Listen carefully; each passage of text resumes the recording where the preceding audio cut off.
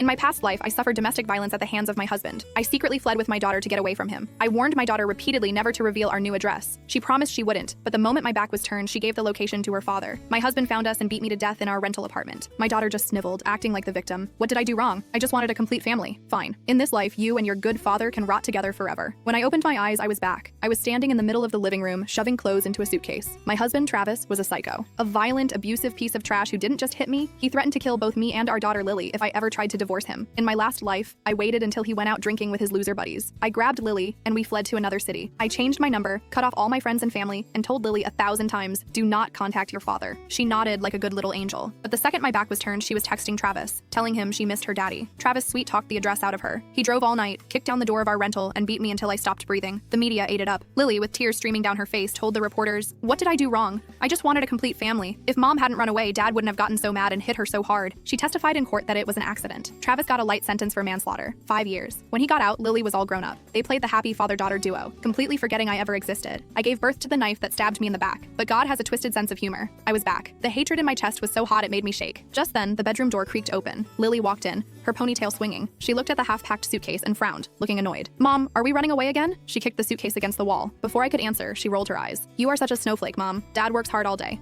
So he got mad and smacked you a couple of times. Big deal. You're being dramatic. Even if we run, he's just gonna find us and beat you again anyway. Hearing those cold, heartless words, the exact same words she said in my past life, my heart stopped. Could it be? My rage was faster than my brain. You're the one who tells Travis where we are every time, aren't you? Lily froze. She stepped back, startled by the look in my eyes. I had never looked at her like this before. She mumbled, if I don't tell him while he's cooled off, I'll be homeless forever. So that was it. Every time I ran, whether to my parents' old house or a hotel, Travis found me. I always wondered how a simple bus driver had the skills of a private investigator. It was this little white-eyed wolf. This ungrateful brat was snitching on me the whole time. The new hate mixed with the old hate, and I snapped. I raised my hand and slapped her across the face with everything I had. Smack. She didn't see it coming. She clutched her cheek, staring at me with pure venom. You hit me. Damn right I did. I slapped her again. Smack. Seeing the red handprint on her face cooled my anger just a little. You heartless little bitch, get out. She glared at me. She was only 8, but she had the same demonic look as Travis. I kicked her out of the room. If I looked at her for one more second, I might have killed her myself. Outside the door, the little brat started wailing and kicking the wood. Just you wait. I'm gonna call Dad and tell him to come kill you. Wait? Oh, I'll wait. I want to see how long you last with your misogynistic, abusive father without me there to be his punching bag. I looked down at the suitcase. It was mostly filled with Lily's clothes, her toys, her snacks. I had spent years being a slave to this child,